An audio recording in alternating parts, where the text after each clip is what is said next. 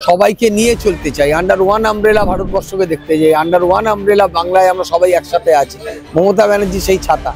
বিশ্ব শর্মা বলেছেন যে বাংলা ভাষায় কথা বললে বাংলাদেশি মনে হয়। অমিত বাল্লভও বলেছেন বাংলা ভাষা কোনো ভাষা নয়, যে ভাষায় জাতীয় সঙ্গীত রচনা হয়েছে সে ভাষা নাকি কোনো ভাষা না। মমতা ব্যানার্জি শক্তিশালী হলে বাংলা শক্তিশালী হবে।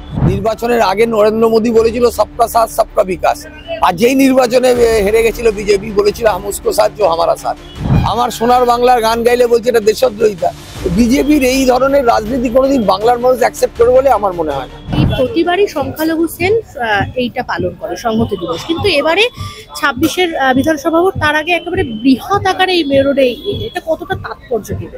দেখুন, আগামী দিন আগামী তরুণ প্রজন্মকে রাজ্যের এই অনুষ্ঠানের দায়িত্ব দেওয়া হয়েছে আজ এবারে, কারণ এরাই তো আমাদের ফিউচার লিডারশিপ।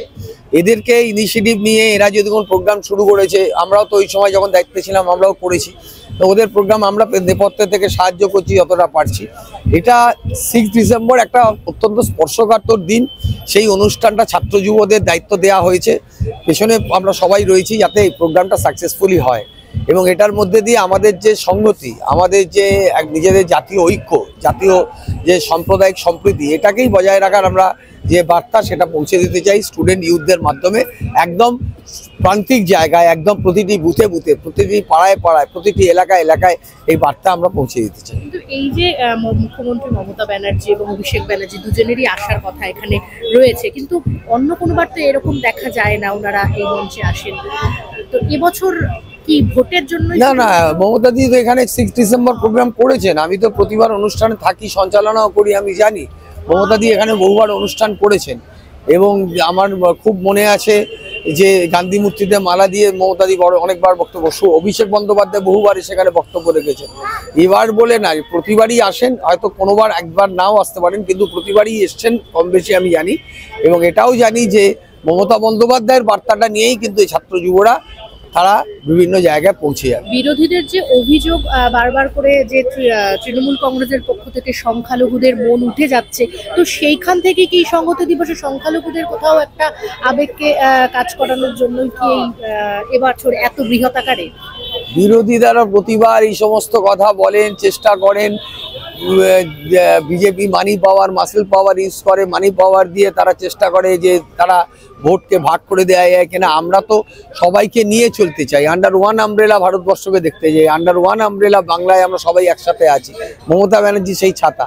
তো মমতা ব্যানার্জি দুর্বল হলে বাংলা দুর্বল হবে, মমতা ব্যানার্জি শক্তিশালী হলে বাংলা শক্তিশালী হবে। তাই আমরা যারা বাংলার মানুষ তারা নিশ্চিতভাবে মমতা ব্যানার্জিকে সমর্থন করছি। এই বিরোধীদের এই সমস্ত অপপ্রচারে কোনো কাজ হবে না। আচ্ছা, বিরোধীরা যে শুভেন্দু অধিকারী সবসময় বলেন যে সংখ্যালঘুরা আর মমতা ব্যানার্জির সঙ্গে নেই, হ্যাঁ, তো কি বলবেন? উনি তো লোকসভা নির্বাচনে যখন ওনাদের 18 থেকে সিট 12 হয়ে গেল, তখন নির্বাচনের আগে নরেন্দ্র মোদী বলেছিল সবকা সাথ সবকা বিকাশ, আর যেই নির্বাচনে হেরে গেছিল বিজেপি বলেছিল হাম উসকো সাথ জো হামারা সাথ। তাহলে ওরা নিজেরাই তো আগে বললো যে সবার সাথে আমরা আছি, আজকে হেরে গেল বলে শুধু আমাদের সঙ্গে যারা আছে আমরা তাদের সাথে আছি। বিজেপি তো বিভাজনের ডিভিশনের পলিটিক্স করে, বিজেপির সাথে আমাদের বিচারধারার পার্থক্য আছে। কোথাও গিয়ে কি এসআইআর চলছে, এসআইআর আবহে যেভাবে বলছেন সবাই যে বাংলাদেশে মুসলিমদের তাড়িয়ে এখানে মানে শুধু ভারতীয়রাই রাজত্ব করবে যেহেতু এটা ভারত, কিন্তু আপনাদের তো মমতা ব্যানার্জি গতকালও বহরমপুরের সভায় বলেছে যে আমাদের সর্বধর্ম নিয়ে আমরা চলতে চাই। তো কোথাও গিয়ে কি সংহতি দিবসে সেই বার্তাটাই নতুন করে আরো করে উঠে আসবে? এটা বারবার বলা হয়েছে, মমতা বন্দ্যোপাধ্যায় যে সম্প্রীতির বার্তা, সংহতির বার্তা দিতে চেয়েছেন সেটা বারবার দিয়েছেন, এবং সেটাই আমরা ধারাবাহিকভাবে দিয়ে যাব। দেশের থেকে আপনি এতদিন এখানে যারা ছিল তাদেরকে আজকে হঠাৎ করে অনুপ্রবেশকারী বলে তাদেরকে এই দেশ থেকে ফেরত পাঠিয়ে, আপনি সোনালী বিবির ঘটনাটা তো জানেন, একটা অন্তঃসত্ত্বা মহিলা, তাকে প্রেগনেন্ট অবস্থায় তাকে বাংলাদেশের জেলে বিজেপি পার্টি পাঠিয়ে দিয়েছে। বাংলায় কথা বললে বাংলাদেশি বলেছে, বাংলায় কথা বললে জলের লাইন কেটে দিয়েছে, বাংলায় কথা বললে ইলেকট্রিক লাইন কেটে দিয়েছে, বাংলায় কথা বললে তার উপর আক্রমণ হয়েছে, অত্যাচার হয়েছে। এটা দিল্লিতে হয়েছে, এটা মহারাষ্ট্রে হয়েছে, হরিয়ানায় হয়েছে, উড়িষ্যায় হয়েছে, অসমে হয়েছে। হেমন্ত বিশ্ব শর্মা বলেছেন যে বাংলা ভাষায় কথা বললে বাংলাদেশি মনে হয়। অমিত বাল্লভও বলেছেন বাংলা ভাষা কোনো ভাষা নয়, যে ভাষায় জাতীয় সঙ্গীত রচনা হয়েছে সে ভাষা নাকি কোনো ভাষা না বলে জনগণ মন নাকি রবীন্দ্রনাথ ঠাকুর ইংরেজদের খুশি করার জন্য গানটা গেয়েছিলেন। ওরা তো বলে, আর বাঙালি বিরোধী একটা দল রাজা রামমোহন রায়কে বলছে ব্রিটিশের দালাল। আমার সোনার বাংলার গান গাইলে বলছে এটা দেশদ্রোহিতা।